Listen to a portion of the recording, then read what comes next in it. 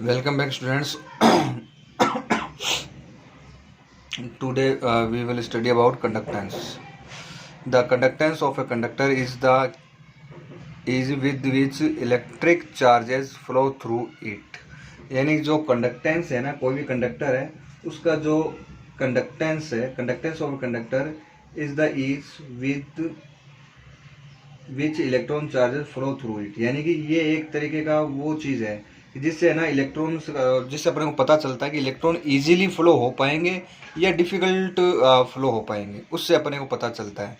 किससे पता चलता है? कंडक्टेंस। यानी ये एक वो स्टेट है जिससे अपने को पता चलता है कि कंडक्टर, कोई भी कंडक्टर है उसमें से चार्ज फ्लो इजीली फ्लो होगा या फिर चार्ज को फ्लो होने पर उसको डिफ़िकल्टी होगी। It is equal to the reciprocal of resistance. यानी ये रेजिस्टेंस का जो रेसिप्रोकल है वही क्या होता है? अपना कंडक्टेंस होता है। यानी कि जिसका रेजिस्टेंस कम होता है, कि कोई वायर लिया, अगर उसका रेजिस्टेंस कम है तो उसका कंडक्टेंस क्या होगा? ज़्यादा होगा। देखो, रेजिस्टेंस कम होने का मतलब वो रोकेगा नहीं, चार्ज को रोकेगा नहीं। रेजिस्टेंस का मतलब क्या होता है? चार्ज को रोकना। तो चार्ज को रोकेगा नहीं, इसका मतलब चार्ज आराम से फ्लो हो सकते हैं, इसका मतलब उसका कंडक्टेंस बढ़ गया। तो रेजिस्टेंस अगर डिक्रीज होता है तो कंडक्टेंस आपका क्या हो जाएगा? इंक्रीज होगा। कंडक्टेंस को अपन कैपिटल जी से डिनोट करेंगे, 1/r। और the SI unit of conductance is ohm inverse. देखो, रेजिस्टेंस की यूनिट क्या होती है? ओम होती है। तो ओम ऊपर जाएगा तो क्या बन जाएगा? ओम इनवर्स बन जाएगा। या फिर आप इसको महो भी बोल सकते हो, महो या साइमंस। इसकी कितनी यूनिट होगी? 3 यूनिट होगी। तीनों आप लोग ध्यान में रखना। कंडक्टेंस के बाद में अपन बात करेंगे स्टूडेंट्स कंडक्टिविटी। वही है, जैसे कंडक्टेंस किसका रेसिप्रोकल होता है? रेजिस्टेंस का। तो the reciprocal of the resistivity of a material is called its conductivity and it is denoted by sigma. और ये किसका रेसिप्रोकल होती है? रेजिस्टिविटी का रेसिप्रोकल होती है। रेजिस्टिविटी का सिंबल क्या है आपके पास? रो है। The SI unit of conductivity is ohm inverse, metre inverse. देखो, ओम मीटर रेजिस्टिविटी किसकी होती है? ओम मीटर होती है। रेजिस्टिविटी के बारे में आपको बताया था ना, रेजिस्टिविटी और रेजिस्टेंस एक ही चीज़ होती है। बस रेजिस्टेंस तो एक लार्ज स्केल पे अपन नापते हैं, और रेजिस्टिविटी ना कोई भी यूनिट वायर ले लो जिसकी लेंथ ब्रेथ वगैरह सारी चीज़ें ना यूनिट हो, ऐसा वायर ले लिया तो उसका जो रेजिस्टेंस है ना वही क्या होती है? रेजिस्टिविटी होती है। तो कोई ज़्यादा डिफरेंस नहीं है इसमें रेजिस्टिविटी और रेजिस्टेंस में, कंडक्टिविटी और कंडक्टेंस में। तो अब आपको समझ में आ गया होगा। अब बात करते हैं अपन vector form of Ohm's law. यानी ओम्स का जो लॉ है स्टूडेंट्स, उसकी वेक्टर फॉर्म के बारे में थोड़ा सा अपन और स्टडी करेंगे। देखिए स्टूडेंट्स, ऐसा है कि if E is the magnitude of electric field in a conductor. कोई कंडक्टर है, उसके अंदर अगर मान लो इलेक्ट्रिक फील्ड आपका क्या है? E है, ऑफ द लेंथ, और कंडक्टर की जो लेंथ है वो क्या है? अगर L है, then the potential difference across its ends is V is equal to E into L. यानी पोटेंशियल डिफरेंस है वो किसके इक्वल हो जाएगा? E इंटू एल के इक्वल हो जाएगा, जिसको अपन बोल सकते हैं E इंटू एल। वो फॉर्मूला आपको याद होगा, V is equal to E D. Formula याद है ना आपको? V is equal to E D. वही फॉर्मूला अपन ने यहाँ पे अप्लाई किया है, V is equal to E D. D की जगह अपन ने क्या ले लिया? L ले लिया। तो यहाँ तक मेरे हिसाब से कोई प्रॉब्लम नहीं आएगी। ठीक है, आगे बढ़ते हैं।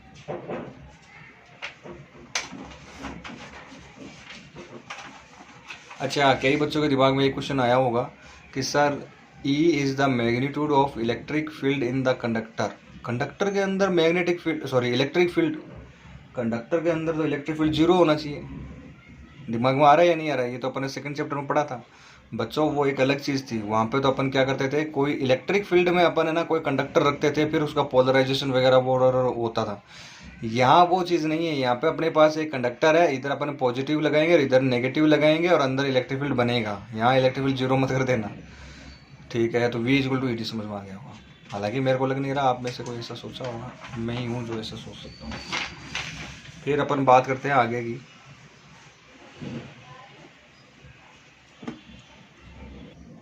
ओके स्टूडेंट्स, तो पीछे अभी अपन ने देखा था कि V इज इक्वल टू क्या आया था अपने पास? EL आया था। यहाँ आप देखो V का फॉर्मूला क्या होता है? I इंटू आर होता है। आपको पता है पोटेंशियल डिफरेंस का फॉर्मूला क्या होता है? IR होता है। R का फॉर्मूला क्या होता है? रो L अपॉन ए। ठीक है यार, इसमें भी कोई दिक्कत नहीं है। देखो V की वैल्यू एक तो ये है, और एक V की वैल्यू क्या है, EL है। तो दोनों जो वैल्यूज है ना उनको अपन आपस में क्या रख सकते हैं, इक्वल रख सकते हैं। EL is equal to I/A rho L। I/A क्या है, पर यूनिट एरिया में फ्लो होने वाला current density. Per unit area में फ्लो होने वाला करंट जो है वो क्या होता है, आपका करंट डेंसिटी। L से L क्या हो जाएगा, कैंसिल, तो यहाँ बचेगा आपके पास E। I/A क्या बन जाएगा, J, और रो की जगह क्या बच जाएगा, रो बच जाएगा। अगर आप इसको वेक्टर फॉर्म में लिखोगे तो कैसे लिखोगे, रो डेंसिटी इसको तो छोड़ देना, E के ऊपर वेक्टर आएगा, तो ये करंट डेंसिटी जो है वो आपकी वेक्टर क्वांटिटी होती है, इसके ऊपर भी क्या आता है, आपका वेक्टर आता है। ठीक है, अब बात करते हैं जे वेक्टर की। तो अगर है ना ये रो जो है वो आपका इधर चला जाए, रो जो है, रो क्या आपकी रजिस्टिविटी है, सॉरी डेंसिटी नहीं है यार, ये रजिस्टिविटी है रो।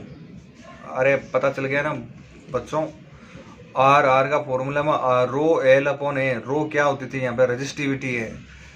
तो यहाँ पे ना जो रो है वो रजिस्टिविटी है, रजिस्टिविटी का इधर अपन डिवाइड करेंगे तो 1/रो, यानी कि 1 रजिस्टिविटी क्या होती है, अभी बताया था आपको, कंडक्टिविटी बताया था ना अभी, conductivity.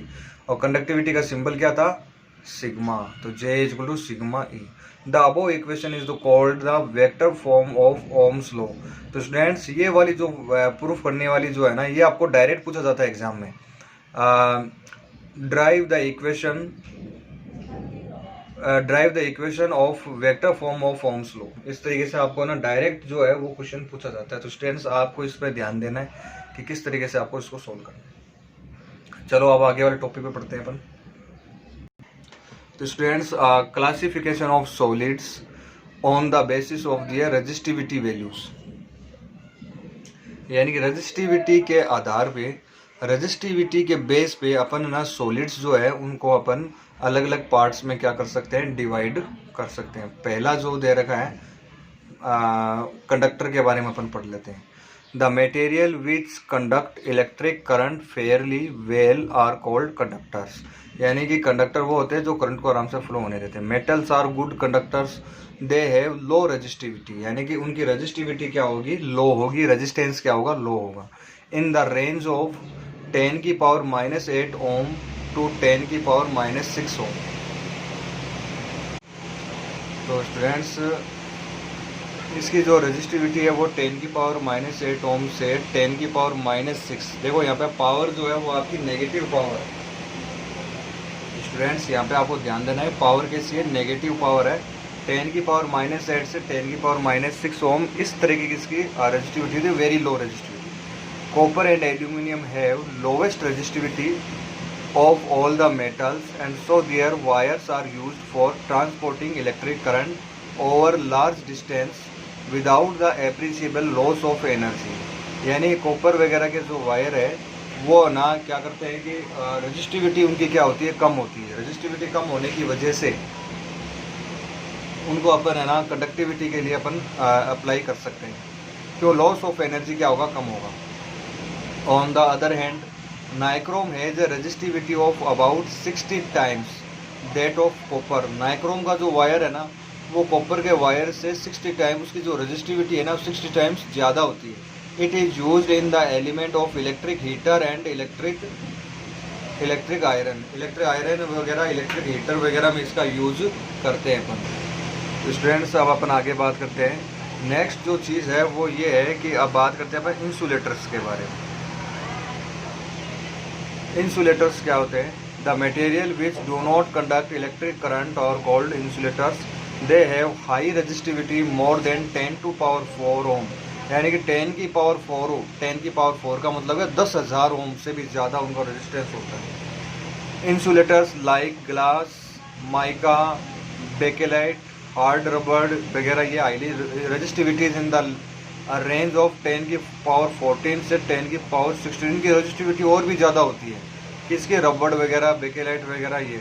So they are used for blocking electric current, ये ना इलेक्ट्रिक करंट को रोकने का काम करती है और इलेक्ट्रिक करंट को रोकने के काम में लेते हैं बिटवीन 2 पॉइंट्स। जैसे आप लोगों ने घरों में प्लास देखा होगा, प्लास के पीछे रबड़ चढ़ा हुआ होता है, वो क्या होता है, एक इंसुलेटर होता है ताकि आपको ना इलेक्ट्रिक शॉक ना लगे। उसके बाद में अपन बात करते हैं स्टूडेंट्स सेमीकंडक्टर। ये एक अलग तरीके का मटेरियल है, शायद आपने इसके बारे में नहीं सुना होगा, लेकिन इसका पूरा चैप्टर है फिजिक्स के पार्ट सेकंड में, लास्ट वाला जो चैप्टर है उसमें अपन और ज़्यादा स्टडी करेंगे इसके बाद में। सेमीकंडक्टर्स, देखो बच्चों नाम से आपको पता चल रहा है सेमीकंडक्टर, यानी कि ये कंडक्टर तो होंगे लेकिन सेमीकंडक्टर है, ना तो ये अच्छे कंडक्टर है ना ही अच्छे इंसुलेटर।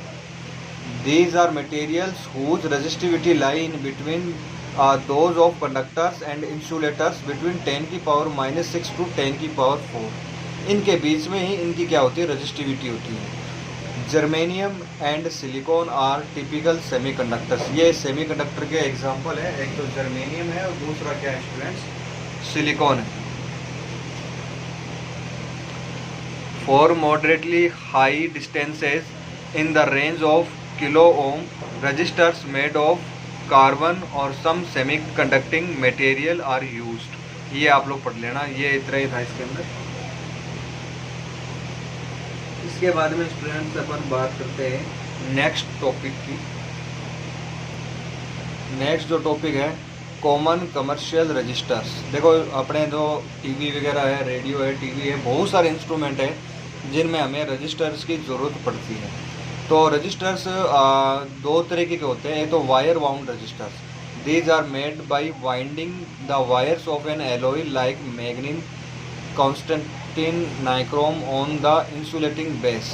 उसमें क्या करते हैं अपन, है ना, वायर होता है अपने पास, जैसे नाइक्रोम का वायर ले लिया और उसको ना लपेट के उसका रजिस्टर बना दिया, है ना।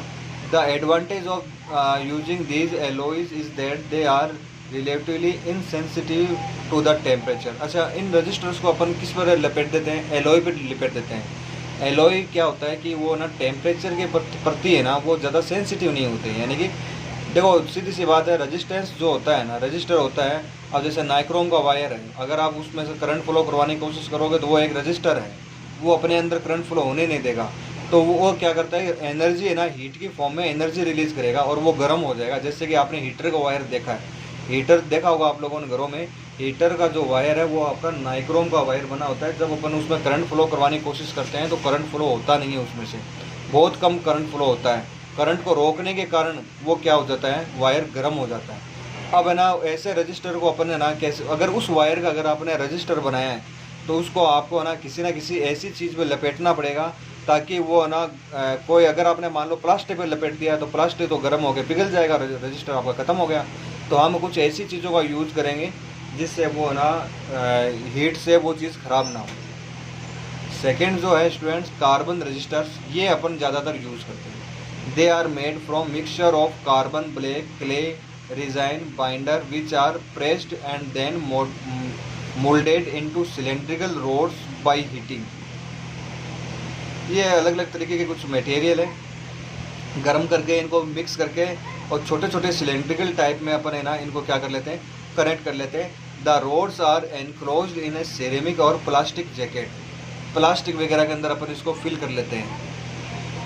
तो स्टूडेंट्स ये जो आपको मैं दिखा रहा हूँ ना, ये एक कार्बन रजिस्टर है। देखो ये रहा, इस पर है ना बहुत सारी है ना अलग अलग कलर की कोडिंग होती है, अलग अलग कलर की ऐसे पट्टी लगाई होती है जिससे पता चल जाता है कि ये कितने ओम का है। तो वो थोड़ा सा मैं और क्लोज करने की कोशिश करता हूँ, एक सेकंड रुको।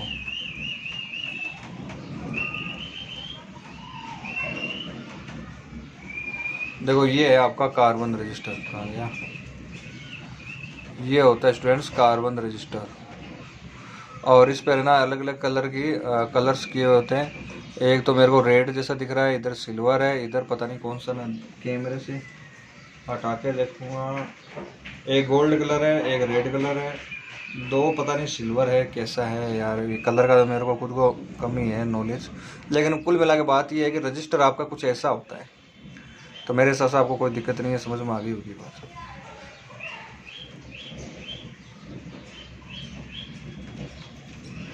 तो स्टूडेंट्स यहाँ अपने पास दे रखा था कार्बन रजिस्टर। अब इनका अभी जैसे मैंने अभी आपको एक रजिस्टर दिखाया था, उस रजिस्टर के ऊपर जो रेड कलर की पट्टी थी उससे पता चल जाता है कि ये रजिस्टर कितने ओम का है। अब इससे रिलेटेड एग्जाम में क्वेश्चन भी आ सकता है, तो इसका मैं तरीका आपको बताता हूँ। देखो स्टूडेंट्स एक बार देखिए, the carbon resistors are widely used in electronic circuits of radio receivers amplifiers वगैरह में यूज़ करते हैं। They have the following advantage, they can be made with resistance value ranging from few ohm to several million ohms, यानी छोटे से, हाँ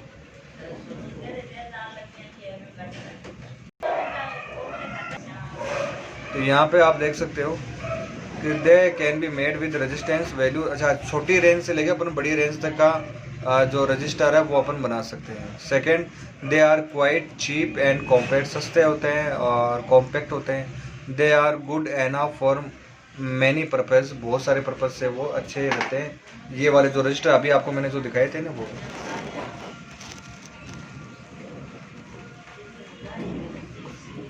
अब students आपको ये जो कलर आपको मैंने उस रजिस्टर में दिखाए थे वो कलर कोड का क्या मतलब है वो आपको बता देता हूँ। देखो ये एक टेबल है,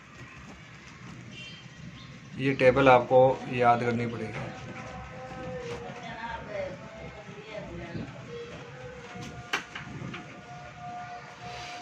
देखो ब्लैक याद करने के लिए ब्लैक फॉर बी, बी का जो है वो आपको दे रखा है, नंबर है पहला नंबर बी, ब्लैक के लिए 0 नंबर है यहाँ पे, और मल्टीप्लायर है 10 की पावर 0, और कलर, अच्छा ये वाला छोड़ो एक बार, ये केवल इस पर, ये आगे कलर है गोल्ड कलर सिल्वर कलर वगैरह। तो ब्लैक का जो कलर है वो कितना है 0 है और 10 की पावर 0। ब्राउन का कलर है 1 10 की पावर 1। रेड का कलर है आर और सॉरी नंबर इसका 2 और 10 की पावर 2, 3 10 की पावर 3। ये सारे कलर्स दे रखे हैं इस टेबल में। अब मैं बताता हूँ इसका रेजिस्टेंस अपने को कैसे फाइंड करना है वो बता देता हूँ। जैसे मान लो आपको एक रेजिस्टेंस दे देता हूँ, मैं एक रेजिस्टेंस देता हूँ जिस पर पहला जो कलर है वो है मान लो ग्रीन। एक रेजिस्टेंस दिया मैंने आपको, पहला कलर कौन सा है ग्रीन है, उसके बाद में कलर दे दिया मैंने वॉयलेट, यानी वॉयलेट कलर की पट्टी है। वॉयलेट के बाद में कलर है उसका रेड, वॉयलेट के बाद में कौन सा कलर है रेड, ठीक है। और रेड के बाद में आपको चौथा कलर दे दिया मैंने मान लो गोल्ड, जो चौथा कलर है वो कौन सा दे दिया मैंने गोल्ड दे दिया। अब ध्यान रखना कोई भी रजिस्टर होगा उस पर या तो 4 पट्टी होगी या फिर पट्टी कितनी होगी 3 होगी, 3 में से ये 3 पट्टी तो हर हाल में होगी। ये गोल्ड सिल्वर और no colour, no fourth band, gold band silver band और नो फोर्थ बैंड, इन 3 में से कोई एक हो, या तो होगा, या तो यहाँ पे लास्ट में गोल्ड मिलेगा या फिर लास्ट में सिल्वर मिलेगा या फिर कोई कलर ही नहीं मिलेगा। अब देखो आपको कैसे पता लगेगा रेजिस्टेंस क्या होगा। सबसे पहले क्या आ रहा है यहाँ पे ग्रीन आ रहा है, तो ग्रीन का नंबर देखो क्या है, यहाँ देखो ग्रीन देखो कहाँ पे, देखो ये रहा ग्रीन, और ग्रीन का नंबर देखो कितना है 5। तो सबसे पहले आप यहाँ लिखोगे 5 इंटू वॉयलेट, वॉयलेट का कलर देखो कितना है, तो वॉयलेट का कलर आपको मिलेगा 7, देखो ये रहा, सॉरी यहाँ पे इंटू मत लगा देना, मैंने गलती से लगा दिया। तो 5 है, 5 का आगे क्या लिखना है आपको 7। अब आपको इंटू लगाना है, शुरुआत के 2 तो आपको पास में लिखना है, फिर बाद में इंटू आएगा। फिर क्या रेड कहाँ गया, रेड का ना जो तीसरा नंबर वाला जो कलर है उसमें आपको ये देखना है, ये वाला नंबर मत लिख देना, 10 की पावर 2 प्लस माइनस गोल्ड का परसेंटेज कितना है 5%, तो यहाँ नीचे लिख देना 5%।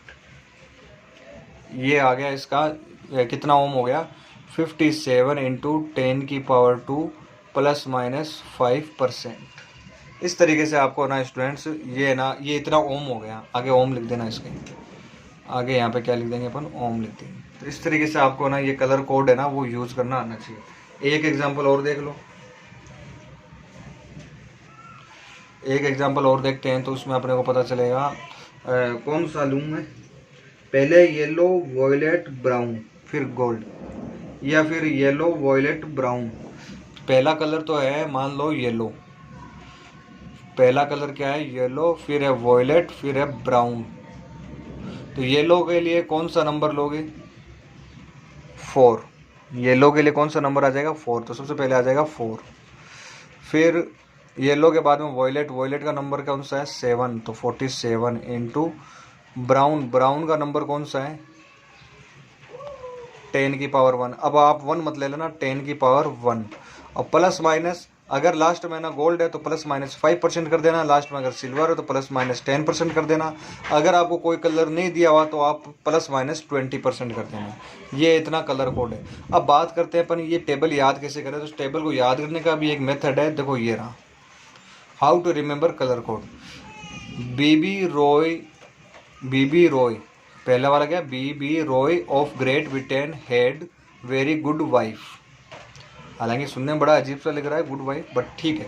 बीबी Roy of Great Britain had very good wife. पहले वाला बी का ब्लैक, फिर brown, red, orange, yellow. Great का जी यानी कि ग्रीन, ब्रिटेन का बी यानी कि 6, वेरी का वी यानी कि वॉयलेट यानी कि 7, और ये पहले वाला जो बी है ना ये वाला, ये कौन सा जो है, ब्लू, ठीक है। और फिर जी का यानी कि ग्रे हो जाएगा और उसके बाद में वाइट हो जाएगा। और इसको नंबर वाइज कर देना 0 1 2 3 4 5 6 7 8 9। और इनके वो आगे वाले जो नंबर है ना वो भी ऐसे आ जाएंगे 10 की पावर 0, 10 की पावर 1, 10 की पावर 2 से लेकर 10 की पावर 9। इस तरीके से आप टेबल बना सकते हो। इसके नोट्स वगैरह भेज देता हूँ, इसके न्यूमेरिकल आपको करने सेल्फ, मैं न्यूमेरिकली पिक्स वगैरह भेज देता हूँ। Thank you, have a nice day.